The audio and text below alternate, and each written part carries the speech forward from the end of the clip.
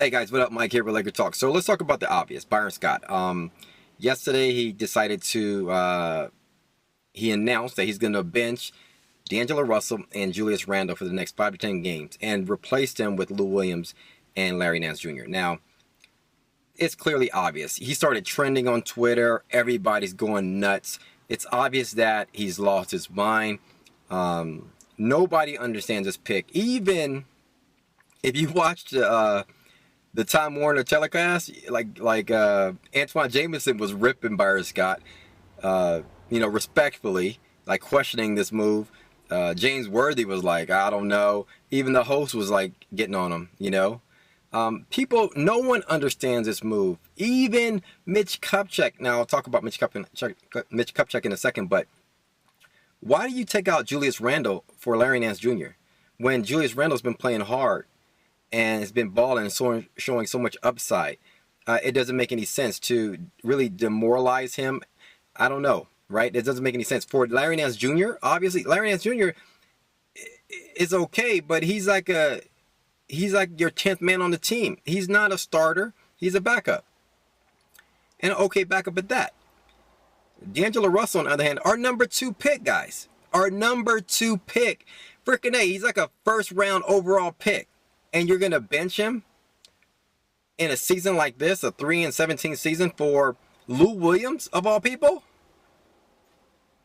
Come on, Lou Williams is a bona fide scorer, so to speak, a veteran in the league, but come on now. Our number 2 pick this year is a wash. And on top of that, like I said in my last video, D'Angelo Russell was improving over the 5 to 6 games. I can see if he was like a bonehead and he was just like, Marcel, what's the dude? Heritage. I can't even pronounce his name, but he's like he is a defensive like nightmare, right? The other guard on our team, the Euro. Let's say he was our pick and he was playing like that. It's like, come on, okay, now we can replace him with somebody. But come on, man. So it doesn't make any sense. Nobody gets it. Everybody's ripping on Byron Scott. And also, here's the thing. Why are you changing the lineup to try to win games? If that's your mission, you're only going to screw up our chances of landing or keeping our top 3 protected pick. It's like, no, keep losing, but kind of let our guys develop.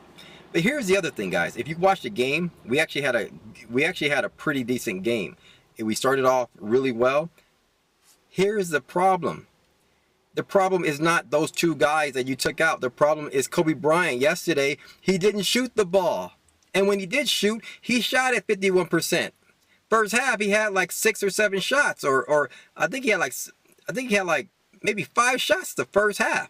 He didn't shoot the basketball. So maybe, Byron Scott, if you talk to Kobe Bryant about not shooting the ball, from the tip, that maybe we might hang with the team and keep a good score in the first quarter, like 25-25, which we did yesterday. It's not D'Angelo Russell's fault or Julius Randle's fault. It's freaking Kobe Bryant's fault. Okay, on tip-off, if you're going to start shooting, jacking up threes, guess what? Yeah, we'll be down by 12 points in a few minutes. So that's the problem. Also, Kobe Bryant, he shot pretty well, but guess what? He gave up. Terrence Ross had his season high of the game, season 22 points. So every game, Kobe Bryant's killing us by jacking up shots from the tip and letting his man get off for a career high.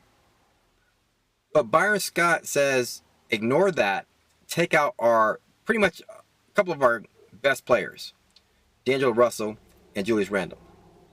So it doesn't make any sense here. But here's the thing, guys. We all know this. We all know Byron Scott's an idiot. Also, I want us to get on Magic Johnson. We need to get on Magic Johnson because Magic Johnson is one of the biggest hypocrites in our Laker family. Why? Because he killed Mike D'Antoni, and he's not saying a peep right now out of his boy Byron Scott. He was the one who pressured Mitch Kupchak into hiring Byron Scott. He's the one who pressured the Laker organization, Jeannie and Jim Buss, to hiring Byron Scott. If you remember, if you go back to when Mitch Kupchak was interviewing Byron Scott, do you remember that it took 3 interviews for Byron Scott? and over almost 3.5 months or 4 months for the Lakers to make a decision, guess what? They didn't want Byron Scott. Mitch Kupchak is smart enough. He knows he didn't want Byron Scott. He wanted another guy. He wanted like a Tom Thibodeau or somebody else. He wanted like a Jeff Van Gundy type of player, a type of coach. He didn't want Byron Scott, but he had to settle with Byron Scott eventually, and we got our man. And now Mitch Kupchak just can't fire Byron Scott right away because we're going to be losing money. We still owe him some money. So he's like, if we're going to lose, obviously we're going to lose, kind of save a little bit money and kind of write it out, but hopefully, we get our guys developing.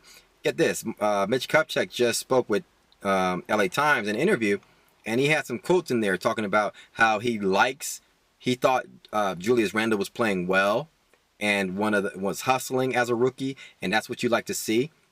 He was talking about how it's very frustrating right now, and myself, or he was saying himself and Byron Scott have to figure it out on how to develop our young core and make the games more fun to watch, right? So that's a shot at Byron Scott, in my opinion. Also, he just said basically, he wants and then he finally said something like he wants our young core. He wants to see our young core develop. And he said this season is crucial to get our young cores developed. He doesn't want to just have them go through the season and try to figure it out next season. He said in a quote, this season is for all about young core development. So that is a clear shot at Byron Scott right now. If Byron Scott's not letting our guys get 35, 37 minutes a game and really fully playing our guys and let them gel, then we're not developing. So Mitch knows that. He also said he's hearing the Laker fans. By Byron Scott's trending on Twitter, Jeannie is like very into social media. So everybody was killing Jeannie Buss yesterday, like fire Byron Scott. So we all know, as Laker fans, we all know. Here's the thing, guys. Be patient. Mitch Kupchak is going to fire Byron Scott at some point. And Byron Scott right now, he's basically just digging his own grave. So the more he screws up, the better for us, But the big thing is not D'Angelo Russell or Julius Randle. We got to get those guys back in the starting lineup.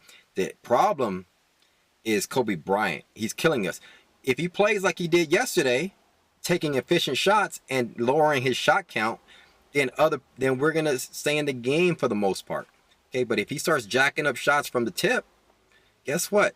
And he's going like 1 for 19 or whatever. Guess what? Yes, we will be down 17 points in a minute.